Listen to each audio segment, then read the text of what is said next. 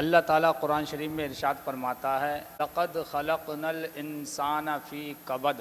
अल्लाह ताला ने फरमाया कि हमने इंसान को मशक्क़त में पैदा किया है, मुसीबत उठाने के लिए पैदा किया है। कबद का माना है मशक्क़त, तकलीफ़, मेहनत, आजमाइश, जद्दोजहद।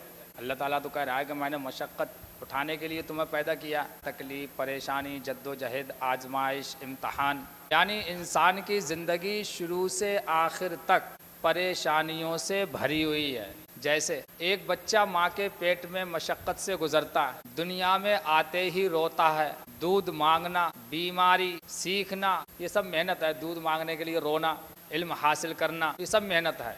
फिर जवानी की दौड़, जब जवान हो जाता है तो फिर मेहनत करने लगता है। रोज़गार, जिम्मेदारियाँ, ये सब मशक्क़त और परेशानियाँ हैं। बूढ़ा होने पर कमज़ोरी, जब बूढ़ा हो जाता है तो कमज़ोरी आ जाती है। बीमारी, बेकसी, ये भी परेशानियाँ और मुसीबत, मशक्क़त है।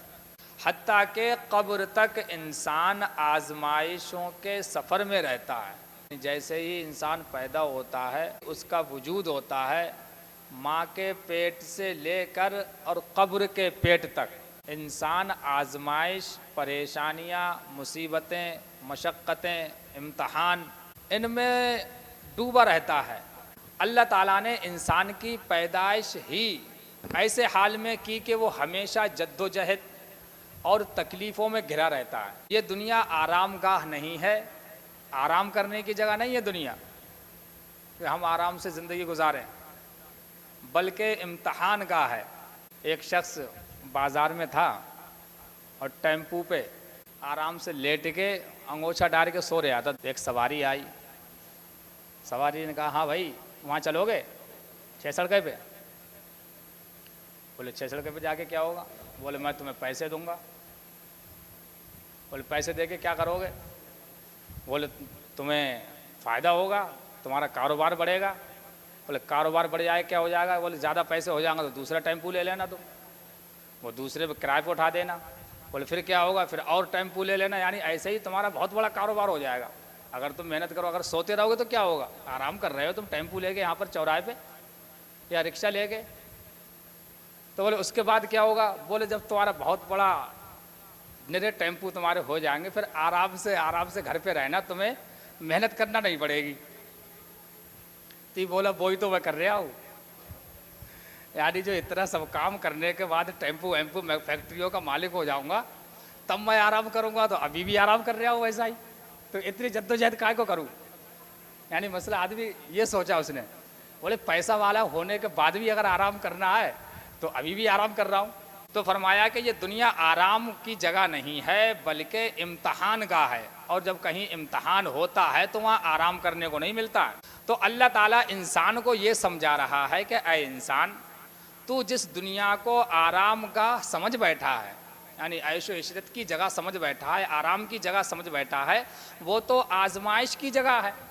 आजमाया जा रहा है तुम्हारे लिए।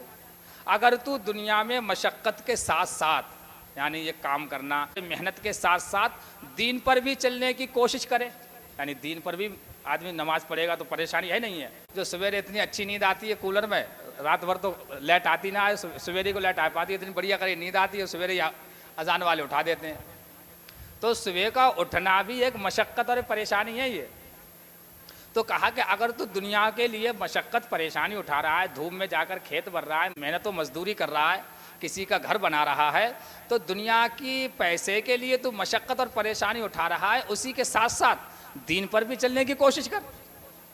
बात समझ में आ रही है ना? आ रही है। यानी पैसे के तो हम मेहनत कर रहे हैं, 500 रुपये, 300 रुपये, 600 रुपये के लिए तो मेहनत कर रहे हैं, मगर उसी के साथ साथ थोड़ी सी मेहनत हम अल्लाह ताला की इबादत के लिए भी कर ले। तो उसके साथ साथ दीन पर भी चलने की कोशिश कर, सब्र कर, नमाज पढ़, नेकी कर, तो यही मेहनत तुझे जन्नत में पहुंचा देगी। जो हम मेहनत करेंगे उससे हमारा दुनिया में खर्चा पूरा होगा, हम घर बनवा लेंगे, गाड़ियां ले लेंगे, बच्चों की शादियां कर देंगे, तो मगर वो तो तेरा दुनिया ही में रह जाएगा। और उसके साथ साथ थोड़ी मेहनत अल्लाह ताला के लिए भी कर ले, सब्र कर ले, थोड़ा सा नमाज पढ़ ले, अल्लाह ताला की बंदगी कर ले, दूसरे को सता मत, परेशानियाँ उठा ले, तो अल्लाह तबारक व तआला यही परेशानी तुझे जन्नत अता कर देगा। तो हमें चाहिए कि हम दुनिया की मुश्किलात और परेशानियों से ना घबराएं, दुनिया में जितनी परेशानियां मुसीबतें हैं इनसे ना घबराएं, बल्कि अल्लाह के हुक्म को मानकर सब्र और इस्तकामत के साथ जिएं, क्योंकि असल राहत आखिरत में है। ये तो इम्तहान हो रहा है। अब जब मरेंगे कब्र में और क़यामत में पहुँचेंगे तब पता चलेगा कौन किसका पेपर कितना है। अब जैसा जिसका पेपर होगा, जैसा पास होगा, वैसा ही उसके लिए इनाम दिया जाएगा। अगर फेल हो गया तो अब दोबारा ना आए कि अल्लाह ताला, इसमें तो ये होता है कि हाई स्कूल में अगर फेल हो गए तो तुम्हारे दूसरे साल पढ़ लो, तीसरी साल पढ़ लो, मगर वहाँ पर आपको दोबारा नहीं मिलेगा आने के लिए। कि अल्लाह ताला फरमाएगा अगर तुझे पूरी दुनिया की दौलत दे दी जाए तो क्या करेगा? कहेगा अल्लाह तबारक व तआला मैं पूरी दुनिया की दौलत तुझे दे दूंगा, मुझे दुनिया में दोबारा भेज दे। पर अल्लाह तबारक व तआला दोबारा नहीं भेजेगा।